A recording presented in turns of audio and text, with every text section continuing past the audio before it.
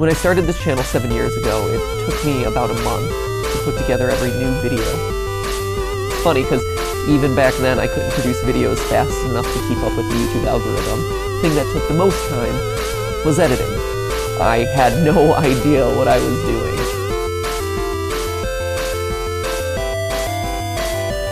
I learned pretty early on that if I wanted the channel to grow at all, that I needed to produce more videos faster.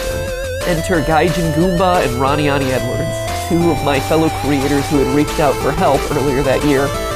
Ronnie, meanwhile, reached out to me after the 3rd episode of Game Theory, which was on Illusion of Gaia, just because he was excited to talk to someone who was equally passionate about such an obscure SNES title.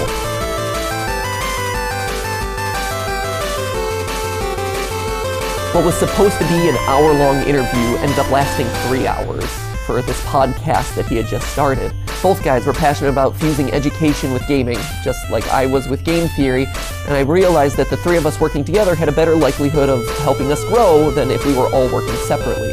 So I asked them to join the channel. To their credit, they said yes.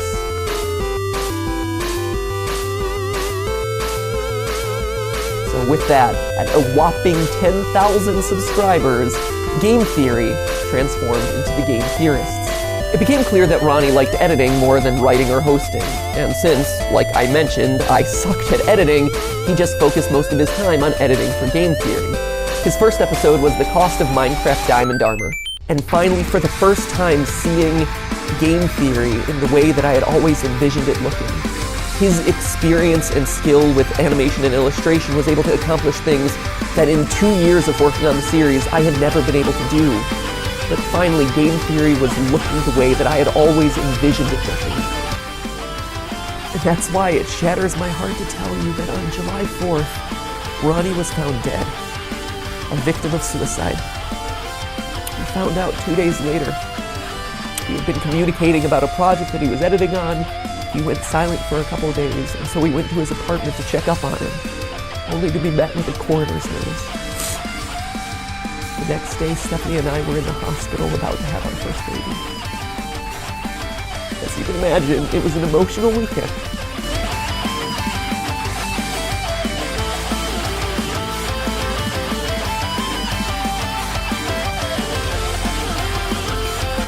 It's been an emotional roller coaster ever since.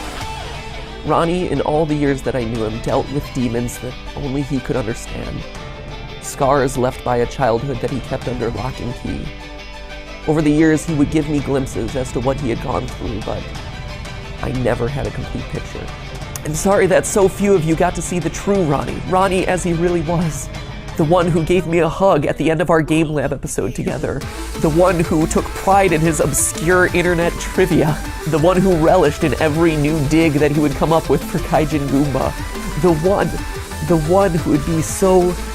Those moments were the true Ronnie. When he was unburdened by his past. When sunlight would peek through all the clouds.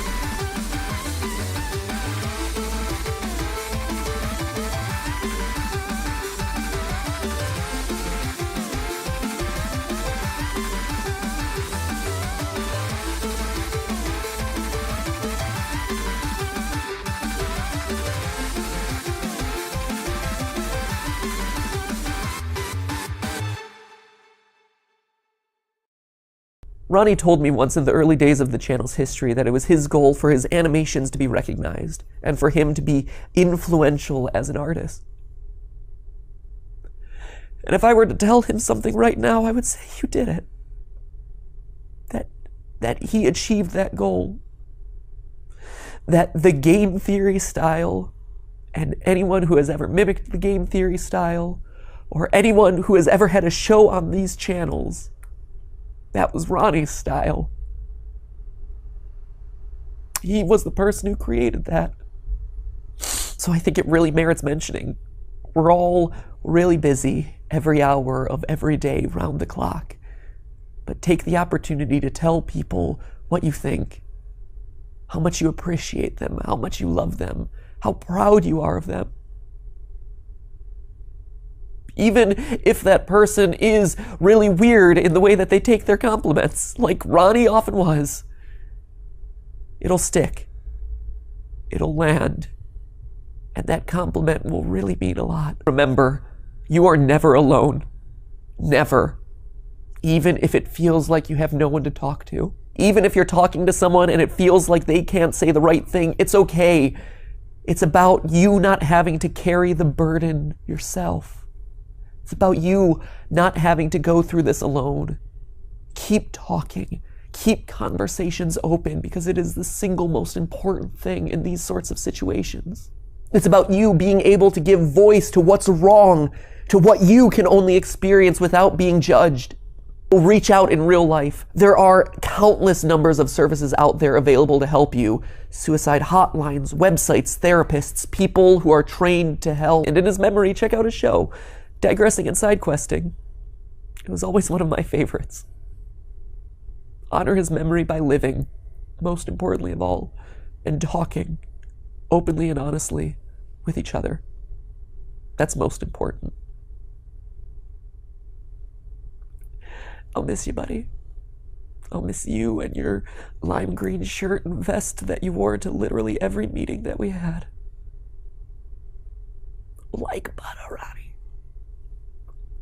Like butter.